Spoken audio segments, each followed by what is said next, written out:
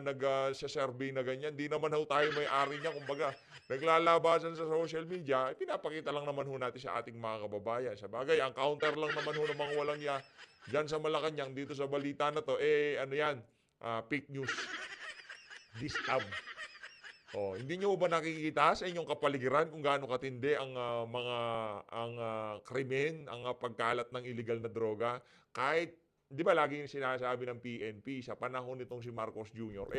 Bumaba ang crime rate sa ating bansa. Kumbaga nabawasan yung tipong mas magandang sitwasyon ng ating bansa kumpara doon sa panahon nito si dating Pangulo Rodrigo Duterte. Kaso ang problema ho dito, hindi ho nagtutugma yung ibinabalita ng PNP at ng administrasyon na to doon sa mga independent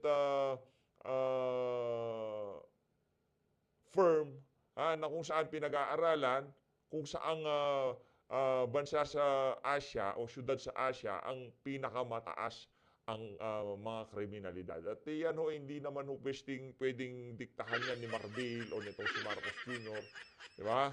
Kaya kahit ano pa hong gawin ng administrasyon na to, pagka mga ganitong klaseng balita na ang bumubungan sa ating mga kababayan, panigurado. Kaya nga ako, di ba, yung galit na galit sila sa social media kasi pagka mga ganyang balita na talagang nabubwisit yung mga kababayan natin, nagagalit ho sila sa administrasyon. Ang tanong ko kasi dito, kung kinaya ni Digong, bakit hindi magawa nitong si Marcos Jr.?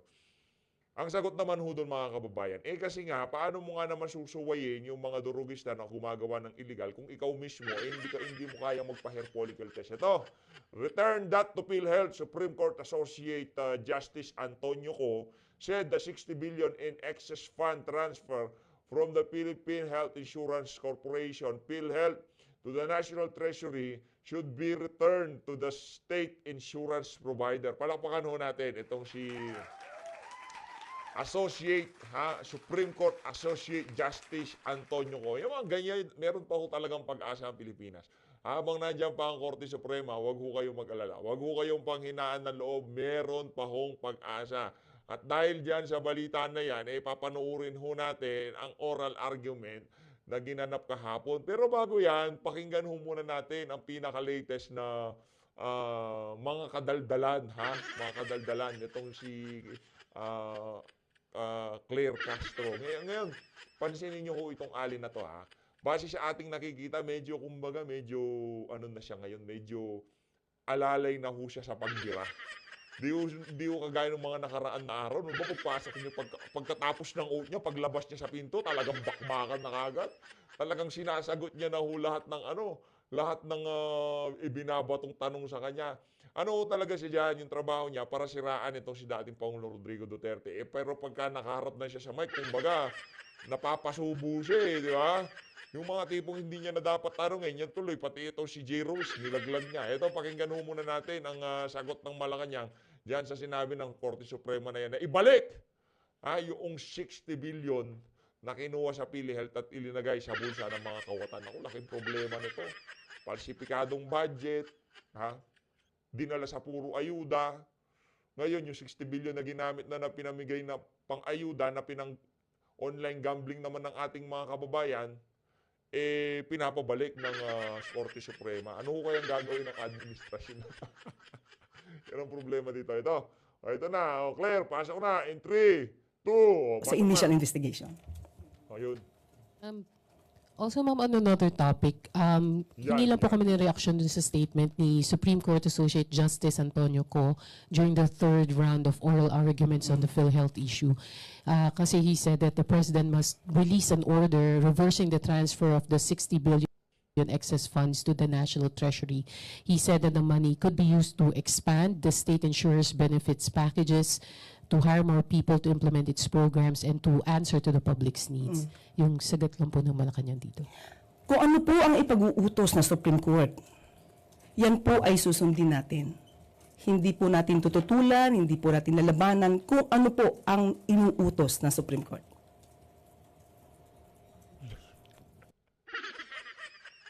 Kasi alam nyo mali. Kaysa hindi daw tututulan. Hindi talaga makakatutol kasi in the first place, yung pagkuha pa lang ng pondo, mali na yun. Ngayon, nag-utos ng Korte Suprema na ibalik yan. Ang tanong, paano nyo maibabalik? Yun ngang pondo para sa 2025, 65% nakuha na. At ginagamit para pangampanyan itong mga walang yung senatorial candidate ng administrasyon. Di umano. Iwas po kayo. Di umano. Nabasa lang naman natin sa social media. Nasa sa inyo na ho yun. Kasi bakit atat na ipalabas ang pondo? Ganyan ang nangyari, di ba? Yan ang nangyari sa sa PhilHealth. Talagang minadali nitong si Marcos Jr. ang paglalabas ng pondo, linagay sa National Treasury at ginamit para ponduhan yung mga ayuda ni Tambaluslos. Yun naman talaga eh. O sige. Kung hindi dinala sa ayuda, yung 60 billion na yan na kinuha sa PhilHealth papunta sa National Treasury, saan dinala yan? Meron ho ba kayong nakitang proyekto? Meron ho ba kayong nakitang mga infrastruktura? Meron ho ba kayong nakitang mga bagong daan? Bagong tulay, mga bagong programa, meron ho ba? Maliban sa AKAP, yun, bagong ayuda yun. Magbigay ho kayo. Ngayon, ano bang ginawa nila sa nakalipas na mga buwan? Last year, ano hong ginawa nila? Pagkakuha ng pondo na yan, ano hong ginawa ng Marcos administration? Namigay ho sila ng walang humpay na ayuda. Nagkakaroon ho sila ng bigayan ng ayuda sa mga mall, sa mga malalaking probinsya. At balita ho natin, kada labas ni Tamba noong mga panahon na yon, sila Tamba ang namimigay. Pero ang pondo galing DSWD. Ang tanong sa DSWD, saan ang pinagkuhanan ng pondo? Diba? Galing ho ba yan doon sa 60 billion na pondo ng PhilHealth na kinuha na tong bangag administration? Nagtatanong tayo dito kasi hindi malinaw kung saan napunta, anong pinaggamitan, proyekto. Nasaan ang proyekto? Infrastruktura, 60 billion. Nasaan ang infrastruktura? Kaya tama ako sinasabihin nitong si Supreme Court Associate Justice Antonio Ko, dito sa oral argument na to, abangan nyo lang ho, patapusin ho muna natin to si Tita Claire. Maricel Halili, TV5. On other issue, may we know the reason why is there a change in leadership of the Presidential Security Command? Nako, Bakit po mainit na-terminate din ho yan, si mainit yan. Commander Morales? Na-terminate po yung kanyang command dahil po ililipat po siya ng ibang duty. Hirap ng trabaho nito si Sa totoo lang, sobrang hirap po ng trabaho nitong si Claire Castro. Paano mo didepensahan ng isang administrasyon na walang ginagawa kundi kapalpakan? Di ba? Wala ho. Sa mga nagtatanong, bakit tayo nakaputing, meron ho tayong aatinan mamaya. No? Sa mga nagtatanong dyan, meron ho tayo. Baka mali, magkita-kita tayo. Meron ba kayong pupuntang kainan? Meron ba kayong pupuntang kainan? O baka makikita-kita tayo dyan. Kainan talaga eh. Yun lamang po ang maaari nating sabihin patungkol po dyan sa PSC. Yan, ganyan. Very good. Less talk, less mistake. Musobra ka kasi kadaldalan eh. Bira ka ng bira, di na dapat binibira. May, just to clarify, wala po bang kinalaman dito yung mga issues na lumabas sa news before because there are concerns about Chinese spies na nakatutok doon sa mga presidential facilities? Does it have something to do with this decision, ma'am? Wala pong nabanggit sa atin na ganoon. Lumabas na lamang po na yun nga po ang kanyang command will be considered terminated dahil meron na pong papalit bilang PSC commander. And one final question, ma'am, about the issue. I understand kapag po kasi election period, meron tayong ban doon sa appointment. So nagkaroon po ba ng exemption prior to the appointment of the new PSC commander? Ayon po naman sa date na yan, hindi naman po nag-violate ng anumang polisiya or order or batas. So naaayon pa rin po yan. Tristan Nadalo, Newswatch. Hi ma'am, good morning po. Ma'am, yesterday, nag-order si US President Trump na isuspend yung military aid sa Ukraine. And knowing na close allies natin ang US and we rely heavily pagdating sa military support sa US, are we at all concerned na the shifting of policies could somehow affect our military alliance with the US? Yung issue po na yan ay minabuti namin po na si DFA Secretary po ang sumagot para po, yun po naman ay foreign policy. So mas maganda po na si DFA Secretary po ang tumugon dyan. Si, natututo ka na. Yan ang sinasabi ko lagi dito. Yan, nakasmile ka na ngayon. Di ba, huwag mong pahirapan yung sarili mo. Meron tagapagsalita ang DFA. Meron tagapagsalita ang PNP. Meron tagapagsalita yung iba't ibang ahensya. Kayo, diyan kayo sa Malacanang. Kung ano sasabihin ng bangag, yun lang banatan nyo. Ikaw kasi, bira ka ng bira. Pati yung pagdadivest ng amo mo, binibida mo sa amin ngayon. Hindi pala presidente, walang idadivest. Ano ba talaga? Pero po sabi ni Ambassador Babe Romualdez, we should be ready to beef off our own because sabi niya po ay ironclad today, but hindi natin ma-assure kung ironclad pa rin tomorrow. So, Yan ang problema dyan sa mga alyansa na yan, hindi reliable. Anong gustong mangyari ni dating Pangulong Rodrigo Duterte? Palakas tayo, makipagtulungan tayo sa iba't ibang mga bansa, palakasin natin ang ating ekonomiya, palakasin natin ang ating armed forces. Kasi kung kaya natin tumayo sa ating paa, hindi tayo matatakot pagka nagkabardagulan dyan. Kaya natin. Pero ngayon, wala pa nga laban, nagbabaksakan yung mga airplane natin. Natagpuan na daw yung dalawang pilotong dun sakay ng dalawang F-50, di ba? Natagpuan na. Gurgur. Walang laban ho yan, ha? Wala pang gera yan. Ng toko. policy po ba is to continue yung self-defense ng sarili natin, yung modernization. Yes, dapat lamang po. May alay tayo o wala tayong alay. Kailangan din po nating i-prepare yung sarili natin. Yung AFP modernization ay talagang kailangan po natin yan para hindi naman tayo masyado umaasa sa ating mga allies. Thank you, Yusek. Yusek Claire. Okay. Okay na? Okay, so I just want to have a clarification. Oh, Okay? nako. Eto On my previous statement, Nako, yan na. Mag-i-erratum na siya. Naglabas kasi ng fake news. Yan na, nag-i-erratum na. Oh, fake news ka kasi. about the alleged Oh. ownership Ayan! of Nako, yan na. Secretary J of Fake news Digital ka kasi. 8. Oh. Okay. Oh. If I could still remember, I was asked by Miss Ana Bajo. Oh, nako. Ito na. Sinulat ko po eh. Sabi siguro ni J. Ruiz, walang yaka, Claire, linaglag mo ko. Next press briefing, ayusin mo yung gusot na ginawa mo. Kasalanan mo talaga nito. Totoo lang ha, wala namang mabubunyag, wala namang mawawala kung hindi niya sasabihin na itong si nagdadivest na, presidente, kasi ganun, kasi wala namang magkakaroon at walang mawawalan kung manahimik ka. Sobrang Okay. kadaldalan. She had this statement. Ma'am, mayroon pong report na ang media company kung saan co-founder si Secretary J. Ruiz ang nakakuha ng 206 million na halaga ng kontrata sa PCSO. Ilang buwan bago po siya maging PCO Secretary. Di pa po ba, okay, period, okay? Bago po siya naging PCO Secretary, period. Di pa po ba nag-divest si Sec J? Yun lang, yung question. Ayoko kasi na na-twist ng ibang mga vloggers. Oy! Teka.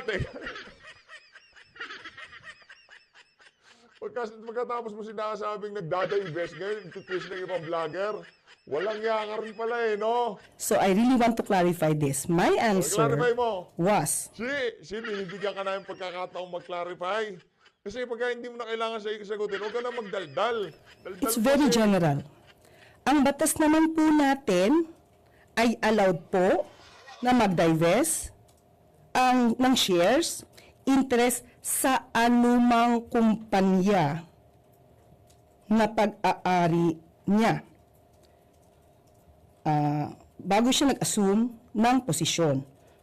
So, alam naman po niya ang batas. nahirap ka Lahat pala. ng gagawin natin dito ay dapat na naaayon sa Hirap ka, batas. Brad, So, I neither confirmed nor denied Oh. any if there is any ownership or shares or interest, Secretary J, over this DG8, I never mentioned the word DG8 as a matter of fact. It's very general. Yan ang napapala ng mga madadaldal. Kung hindi ka nagdaldal, di wala kang pinapaliwanag ngayon. Masyado kasing bida-bida. Kung anumang kumpanya, mayroon siya, nirecord ko to. Okay, ulitin natin. Allowed po na mag-divest ng shares interest sa anumang kumpanya. Na mayroon siyang shares. So within 60 days from the time na siya ay nag-assume ng position. So, there are some vloggers, I don't know other media, there is this, Pagka other media, di binabanggit. Pagka vloggers, automatic, di ba? Kasi pagka sinabi nilang vlogger, kasi pagka yung other media, walang tinatamaan dyan sa mga visit na mainstream media, pero pagka vlogger, kanyari tayo dito, automatic vlogger eh. Political vlogger, o yun na eh. Kayo yan eh. Totoo naman kasi. I will not consider that as misquoted because there might be a misunderstanding. But if you will just read the lines or you listen to the words I said, Walang misunderstanding. it's very clear. Lahat po ay dapat lang pong mag-divest within 60 days sa anumang kumpanya na mayroon siyang shares. So with Digital 8, I do not have any, I did not say anything about the DG8.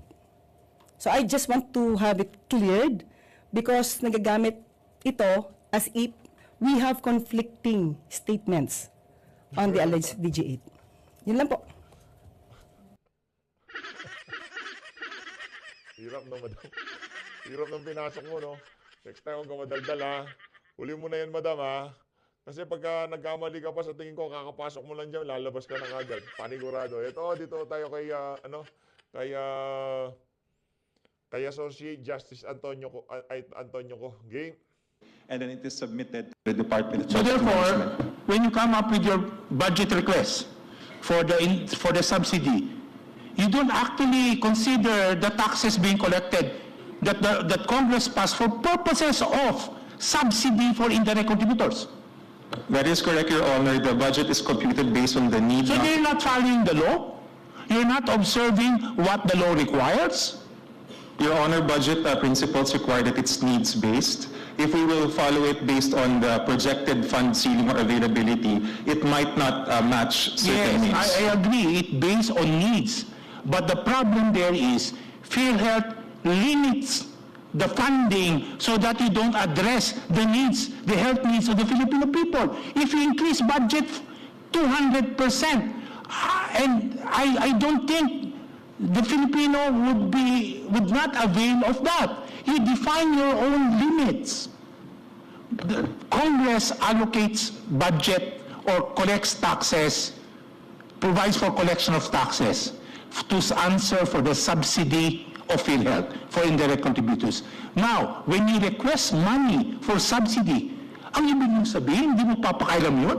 Hindi mo naiintindihin yun? Gagawa kang sarili mong formula because you have limited understanding there's a limited need of our people for health. Your Honor, the current administration agrees with your observation, which is why this particular case under litigation has been the signal it has been using to increase the benefits. Ang tagal na po, 10 So taon. therefore, if the current administration recognize that, very thank you. And therefore, they should bring back the money back to PhilHealth. Naku. Your Honor, the reason why the administration recognized it because for the longest time, the corporation has thought it will always get money because of the guarantee of the Oh, syntax. precisely, whatever would be, whatever is that. As long as the government recognizes now, it is now incumbent on the part of government to return the 60 billion that was transmitted already because it recognized now.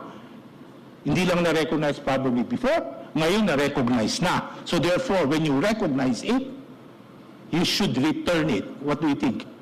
Your Honor, if it pleases the court, Section 58, the sovereign guarantee, even without this maneuver of the 89.9, again, government can and always will increase the benefits. But the signal, Your Honor, if it pleases the court, that this litigation gave is a strong signal for it to do so. So I wish the court, the people, should now be satisfied by a strong signal from the administration. Your Honor, it's not necessarily the administration, it is the fact that the research, the amounts... The government. Yes, sir, yes, sir. So a strong signal from the government to help PhilHealth and expand benefit should now be enough for our people to rely on. This is the start, Your Honor. If the case is allowed to proceed, if the transfer is allowed to proceed, it is a use it or lose it signal, which all national government agencies have, so that we will use our funds. GOCCs like PhilHealth do not have that signal, and they think, at least before the current CEO or the current administration, they think that just because there is an earmark, whether hard or soft, that they will get the money, and there is no stimulus for them to actually increase the benefits. When you prepare this budget of yours for subsidy, why did you not consider the collection made by government, by BIR, on the sin taxes? What was the reason behind that? Your Honor, mathematically, it's the premium rate. The way that the premium rate is determined, unfortunately, is not actuarially fair. It is not based on the spread of benefits that is due the Filipino people. Kulang po talaga yung binabayad ng PhilHealth. 10% lamang po in 2024. Kaya dapat po talaga taasan. And mathematically, the only way to do this is to increase the benefit packages, which we are doing now. But the government collected taxes already, representing supposedly subsidy. Why would government not transmit everything to PhilHealth as originally intended? That is correct, Your Honor. Unfortunately, the receptacle to which this money can be transmitted cannot handle the amount of money because it's too small. So if it is correct, and the reason why it was not transmitted because of administrative matters or hindrances, you agree that this should go to PhilHealth. It's a matter of spending it. So therefore, when government merely allocated this amount, probably substantially lower from the taxes that were collected, all of the balance should be given to PhilHealth this year and prior years. It's just a matter of administrative absorption. Hindi lang kaya gastusin ng PhilHealth. Kung hindi kaya gastusin ng PhilHealth, ibigay sa PhilHealth at utusan ng PhilHealth, oy, taasan ninyo ang benefits nyo. Hoy, mag-hire kayo ng mga tao ninyo para magastos ito para sa health ng ating tao.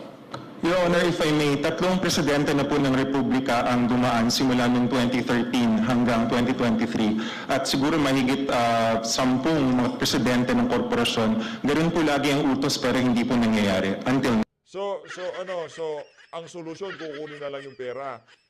Ang solusyon, ibalik nyo yun dahil pera yun nasambay ng Pilipino, hindi pera ni Marcos Jr. Ito mga kaubayan, rekta ho tayo dito sa 16.31 trillion na utang. Grabe talagang tumitindi hong paglobo ng problema natin dito sa Pilipinas. Hindi lang ho lumulobo ang problema natin sa droga, sa pagkalanin niya yan, problema naman sa baha. Diba? Pero yung perming problema sa presyo ng pangunahing bilhin, lumulobo din ho yan. Dito naman ho mga kababayan, lumulobong problema natin sa utang. 16.31 trillion na utang. Ito, pakinggan ho natin siya itong sa inyo. So yan po yung halaga na pagkakautang ng Pilipinas, 16.31 trillion pesos na. Kaya mahalaga rin yung ating sinampang kaso questioning the constitutionality of the 2025 budget. At bukas nga ho ay gaganapin yung preliminary conference sa Korte Suprema kung saan ay first time makikita ng mga abogado natin ano ba yung isinumiting enrolled bill kung meron, at meron daw, ano ba yung enrolled bill na sinumite, ito ba'y may blanco o wala, ito ba'y pirmado o hindi. Mahalagang malaman natin sapagkat babalik po tayo, matatandaan ninyo yung atin nung unang pinakita sa inyo na final, approved, ratified, and signed by Cameral Conference Committee report. Makikita natin dito, tinatakan ng House of Representatives Bills and Index Service na na-receive nila noong December 11, 2024. Pag ito po ay isinumite na, wala na pong ibang gagawin. Tapos na po yung proseso ng pagpasa ng budget. Tapos na. Ang mangyayari na lang dyan, mag-i-imprenta na lang ho ng enrolled bill. Kaya hinihingi natin yung kopya, yung original copy ng enrolled bill upang makita natin yung enrolled bill ba may blanco rin kagaya po nito o meron ng laman. Dahil kung meron ng laman, meron pong naganap na krimen sapagkat tapos na yung budget process o yung siklo ng pagpasa ng budget. Dapat po yan ay printing na lamang. At yan nga po nung lumabas, nung unang-una itinanggi at nung naipit na, sinabi, meron daw naglagay ng mga halaga, ministerial duty na lamang daw po yun at ang itinuturo ay ang mga matitinong empleyado ng Kongreso, ng mababang kapulungan at ng Senado na miyembro ng tinatawag nating Technical Working Group. Yung Technical Working Group, humingi po tayo ng pangalan ng mga miyembro ng Technical Working Group. At yun nga, tayo ay sinagot ng, ang sumasagot pa lang ay yung Office of the Senate Secretary. Wala pang sagot yung Secretary General ng House of Representatives. Ang sagot nila, tayo po ay refer. Tayo po ay itinuro doon sa Legal Department ng Senado. So hindi rin po tayo binigyan ng listahan ng pangalan ng mga miyembro ng Technical Working Group. Paulit-ulit ko po sinasabi, hindi naman po natin titugisin yung mga matitinong empleyado ng gobyerno. Ang atin lamang, since sila ang inilaglag na una nung kongresista ng Marikina, siya nagsabi na mga empleyado ang nag-fill up nito, kaya natin hinihingi yung mga pangalan ng Technical Working Group. Nang sa ganun, sa pagbibuild up po natin ng criminal case, pati sa pag-iimbestiga, meron man tayong pangalan at makausap po, kayo ba talaga ang nag-fill up nito? Kung hindi kayo, maaari bang sabihin ninyo dahil tila linalaglag na kayo ng organisasyon ng Kamara o ng mababang kapulungan. Subalit hanggang ngayon, wala tayong nakukuhang sagot. Yan din yung mga hinihingi po ng hakbang ng maisog. Yung tinatawag nating kasalatan ng transparency at accountability ng kasalukuyang gobyerno. Hindi lamang ng Executive Department. Makikita rin natin dito, humihingi tayo ng listahan at sila naman ang nagsabi, pati yung isang senador, sinabi, inutos na lang niya sa kanyang mga empleyado na sila na maglagay ng laman dito sa Blancong Bicameral Conference Committee report. At nung tayo humihingi na ng listahan ng mga pangalan, ayaw naman nilang magbigay. Siguro natauhan sila, na-realize nila, inilalaglag nila yung kanilang mga matitinong empleyado at pagka nagalit naman yung empleyado, syempre, magtuturo na yan, sasabihin niya kung sino talaga yung malikot na kamay na naglagay ng halaga dito sa Blancong Bicameral Conference Committee report. At Bonbon is watching. Si Hope Solera, hello, Attorney Vic Rodriguez, watching from Sweden. Kay Vitor Bisontay, team #PDP, laban Team Suka. Apple user 924976. Ba't ka palaging nagsusula? Sapagkat para matandaan ko po lahat ng mga tanong ninyo at matandaan ko yung mga sinasabi ko dahil nakaugalian ko na po, part na ng aking disiplina. Hindi po ako pwedeng lumakad ng walang notebook at walang ballpen. Dahil lahat po ng ating dinidiskurso, nag-aaral po tayo, lahat ng nababasa ko ay sinusulat ko dahil mas madali ko pong matandaan. At yan yung habit na nabuo ko na through the years, kahit mo ako'y nasa law school, hanggang sa ngayon, abogado tayo, dala ko po itong aking magandang pag-uugali naman. It has served me well and I have no reason to leave or drop this good habit now. Si Joanne OFW, Singapore, good evening, Attorney Vic from Singapore. Hi, Joanne. Si Leonor Baltasar Carlos, number 56, watching from Israel. Kay Alan D, Attorney Vic, salamat. Kay Mamshi Kulotsky. Mamshi, itong ating pahina. Nang sa ganun ay higit po marami at mas maging interactive ang ating pong usapan. Maraming salamat. Kay Mabel de Guzman, good evening po, Attorney Vic, watching from Davao de Oro. Galing po tayo dyan last week. Medyo maulan at mainit, kaya po siguro sa pabago-bago ng panahon, dito po sa Metro Manila naman ngayon, sobrang init. Kay Felix de Guzman, watching from New Zealand. Hello, Felix. Kay Elma Nganruchi. Elma Nganruchi, Good evening, Attorney Vic Rodriguez. Magandang gabi sa iyo. Kay Ernesto Abuel, watching from GMA Cavite.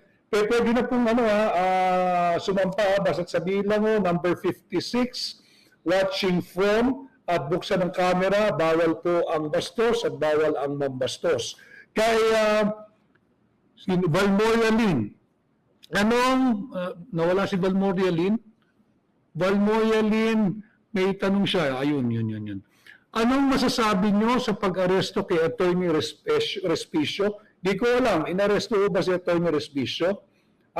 Ito po yata yung kinasuhan ng COMELEC. Pero hindi ko alam kung siya ay inaresto na at baka meron siyang ibang existing case or warrant. Dahil kung ito ay yung kanyang kaso lamang na isinampa ng COMELEC, meron pa ang preliminary investigation yan Mag-i-hearing pa yan, hindi naman agad lalabas ang warrant niyan. Baka po meron siyang ibang kaso o baka naman subpina ang kanyang natanggap, hindi talaga warrant of arrest. Update po nyo ko, pero hindi ko po alam kung siya ay na-arresto na. Ang ating ground rules po sa mga sumasampa, mag-mute lamang po ng inyong audio, magbubukas lamang pag na-recognize na. Kay may matindi itong si Atty. Vic, magpapakyat ho siya, no? Kaya naman, kung gusto niyo hong makakwentuhan ng live itong si Atty. Vic, subscribe ho kayo sa third floor. Pagka nag-live ho sila, pagka nandiyan si Atty. Vic Rodriguez, abang ho kayo. Rosgain Ramos, watching from Binyan, Laguna. Hi, Maylene. Kay Ken Ramos Belleza, watching from Singapore. Atty. Vic, thank you. Kay Erwin G. De Los Santos, Solid Duterte Show. Alam mo niyo, hindi ko nalalaman talaga kung siya inaresto at kung yan ay related doon sa ikinaso sa kanya ng COMELEC. But hindi, yung pinaka-latest kasing video lumabas doon sa niya, sa page. Doon sa isang page na kung saan lagi natin nakikita yung mga video niya. Hindi tayo sigurado kung sa kanya talaga yun. Sinasabi niya na meron na daw pulis at siya ay siservan na ng warrant. Yun yung nasa video natin. Tapos kinat na yung video. But again, ang aking personal na pananaw, hindi po siya dapat kinasuhan ng unlawful utterance sapagkat malinaw po dalawa ang pwede niyang gawing sandigan, yung Article 3, Section 4, na sinasabi nga meron tayong karapatan, yung freedom of speech and of expression. Meron siyang karapatang magsalita at magpahayag, lalo na yung mga bagay na ang usapin ay may kinalaman at magkakaroon ng epekto o impact sa kinabukasan nating mga Pilipino. Bukod po dyan, meron ding Article 3, Section 7. So isang article, Article 3, yung sa Section 4, tingnan din po niya yung Article 3, Section 7. Nakalagay po dyan, yung the right of people to information on all matters of public concern shall be recognized. So malinaw dyan the right of the people to information on matters of public concern shall be recognized. Public concern po yun He was just, I believe, raising as an issue the vulnerability of the automated election system that will be used come May 12, 2025. And I think he's speaking not just as a candidate, but as a lawyer who is an advocate. And I think he is advocating for a free, transparent, credible, and accurate election pagdating po ng May 12. So wala pong masama sa kanyang ginawa. Kung titingnan po ninyo, yung article, yung section 1 po ng RA 9369, malinaw din po doon, nakasaad po doon yung sa Declaration of Policy. Ang policy po ng RA 9369, ito po yung batas ng automated election system. Malinaw po rin na polisiya ng state na magkaroon ng isang peaceful, credible, accurate, and informed election. Yun po ang batayan nila, kinakailangan peaceful, kinakailangan credible, and informed election. Paano po tayo magkakaroon ng credible and informed election kung ang ating mga electorate ay hindi natin bibigyan ng information? So dapat po balansihin yun yung Article 154 at yung karapatan nitong ni Atty. Respicio under Article 3, sections 4 and 7 respectively. Kay Michael Suan Lopez, number 56, Solid Duterte Team, Attorney Vic, thank you. Kay Ken Ramos Belleza, ano po ang masasabi niyo sa sinabi ni Justice Antonio Tico Jr. na mag-request ang PhilHealth sa Pangulo na ibalik sa kanila ang 60 billion? At kay Roger Vio Senas, Attorney Vic, we're watching here from Sikihor. Yung pagbabalik ko ng pondo, pag nakuha na po yun, hindi rin naman basta-basta pwedeng ibalik ko ng Executive Department yun. Mag-aantay na naman tayo ng next budget cycle, which is in 2026 budget, dahil lahat po ng appropriation revenue ay magmumula lamang katangi-tangi sa House of Representatives. Wala pong kapangyarihan ang judiciary, wala pong kapangyarihan ang Executive Department na mag-appropriate o magpanukala o maggawa ng isang appropriation bill o revenue bill. Tanging Kongreso lamang. So, tingnan natin, mahirap nating pangunahan ang magiging desisyon.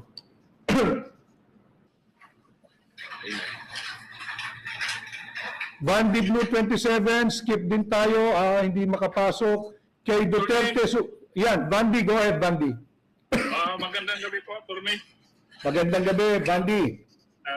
Atty, tatanong ko lang, if ang Supreme Court po ba magdesisyon, ang pamahalaan po ba ay susunod yung BBM administration?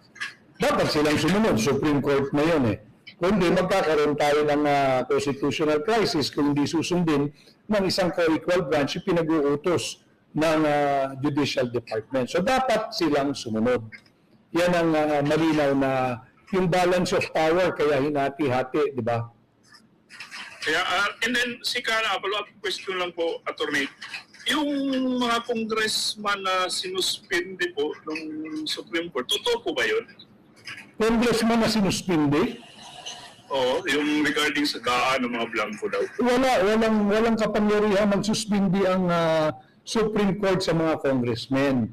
Ang pwedeng magdisiplina sa congressmen ay yung Kongreso mismo o kaya yung ombudsman kung sila'y kinasuhan, kung mag-i-issue ng preventive order of suspension. Pero hindi ang Korte Suprema. Ang Korte Suprema, magpapataw lang yan nung kanilang hatol na final na kung sakasakali. But sa ngayon, wala akong nalalaman na may sinuspindi ang Korte Suprema dahil walang kapangyarihan magsuspindi ang Korte Suprema sa mga miyembro ng Kongreso. Thank you, Vandy. Okay, thank you po. Thank you. Salamat po. Kay Duterte supporters, si Gab. Gab, go ahead. Gab? Hello po, magandang gabi po sa inyo po, Sen. Sa lahat po ng kompo. Attorney, may tanong lang po ako. About dito po sa sinabi ni Pangulong BBM, kung magkaroon daw po ng ang Korte Suprema na abot sa inyong hinaing na reklamo sa BICAM report, masiset down daw yung kanang pamahalaan? Ay, hindi po pwedeng mag-shutdown ng pamahalaan. Hindi mag-shutdown ng pamahalaan kung magkakaroon man ng declaration of unconstitutionality, whether in whole or partially, sapagkat merong mekanismo na papasok po yung tinatawag natin na automatic reenactment of the past year's budget, yung budget ng 2024. So, wala pong basehan, walang katotohanan na mag-shutdown ang gobyerno kung sakasakali na magdeklara na invalid, illegal, unlawful, unconstitutional at criminal ang 2025 budget ng Korte Suprema. Pero mahaba pa po itong kasong ito dahil bukas pa lamang yung preliminary conference at yung mga abogado ay naghahanda para sa oral argument ng April 1. But thank you for your knowledge and interest sa kasong ito, Gab. Ipagpatuloy mo dahil ang usaping budget ay pera nating mga Pilipino. At bago tayo magpunta kay Kuya Bay, pakita ko lang ito kasi ang daming nangyayari. Kagaya po yung nasa Manila Times po na nakita ko, may nagpadala sa akin, yung isang sulat dito. I-disclose din po natin ito, dalawang bagay, marami nakabindi ng pamahalaan Sinulat po ng Manila Times na yung bata po na nakidnap was not rescued. The teen was not rescued. Ito po yung yung title niya. Currently, nagkakaiba-iba ho yung storya. Pinalabas na ito ay na-rescue, produkto ng isang hot pursuit operation ng mga operatiba ng PNP, particular ang anti-kidnapping group. At nagresulta nga na binitawan di umano ng mga 22 suspects yung bata at na-rescue. Subalit may lumalabas ngayon dito sa pahayagang Manila Times na sinulat ni Franco Jose Baronia na ang title niya, "Teen was not rescued," according to report. At ang katotohanan, nandun na raw ho sa bahay ng kamag-anak yung bata sa isang Ito. Gusto ko marinig ang punto de vista ng ating mga kasama dito sa issue na to. Sa tingin nyo ba nagbayad ng ransom o talagang na-rescue yan ng ng mga otoridad? Ang atin dito sa tingin ho natin, nagbayad ho yan. Feeling ko nagbayad yan ng ransom kaya pinakawalan. Pero yung nagka-hot pursuit tapos matitiklo na tong mga kriminal tapos binitawan na labong mangyari. Nakita niyo ho yung yung galaw nitong mga na to, nitong mga kriminal na to. Kaya pa nilang putulin ng hinliliit, di ba? Kaya nilang gawin 'yon tapos doon lang sa sila hot pursuit ganon. private residence sa Parañaque City at binisita na lamang ng pulis. So, ano ba talaga ang totoo rito? Ito ba'y na-rescue o nagbayad ng ransom? Itong batang kinidnap. Importante, again, in the spirit of transparency and accountability. And na-identify ho nila with specificity. 22 suspects di umano. Hanggang ngayon, yung 22 ni isa walang nahuli. Pero yung Chinese spy, mabilis pa sa alas 4, meron silang pinipresenta. Akala ko ba may hot pursuit at natukoy na at masusukol na kaya binitawan yung batang kinidnap. Kung ganun ang sitwasyon, ano nangyari sa hot pursuit? This was February 26 po yata Today is already March 4 or almost 1 week after, wala nang hot pursuit. Nasaan na yung 22? So na-identify nila 22 yung suspect. Paano mo malamang 22 yung suspects? Hanggang ngayon wala ka maipresenta kahit isa. So ito po yung ating abangan, ito po yung ating bantayan. Maraming nakaabang kahapon, di ko alam ba't di natuloy, yung Senate hearing sanang gagawin tungkol dito. And I think just today ay nanalify yung relief order ng hepe ng anti-kidnapping group. At siya ay muling ibinalik sa pwesto bilang hepe ng anti-kidnapping group, si Colonel, I listed down his name yung hepe ng anti-kidnapping group na rinelieve dahil di umano blunder yung operation. Pero makikita mo, nanalify yung kanyang relief order at ibinalik uli sa pwesto yung hepe ng anti-kidnapping group. And apparently, from different sources, mahusay yung operatiba ngayon at hindi niya deserve na yung kanyang pagkaka-relief unceremoniously. Si Colonel Elmer Ragay. Apparently, mahusay na operatiba ito at nagulat ang marami sa Camp Crame nung bigla itong rinelieve. Kaya ngayon, marami rin ang natuwa pero lalong lumalalim yung kwento. Bakit dinalify yung relief order? Ang sabi, bawal daw kasi nang walang approval ng COMELEC since may ban ngayon yung movement ng personnel. If that is the case, hindi ba nila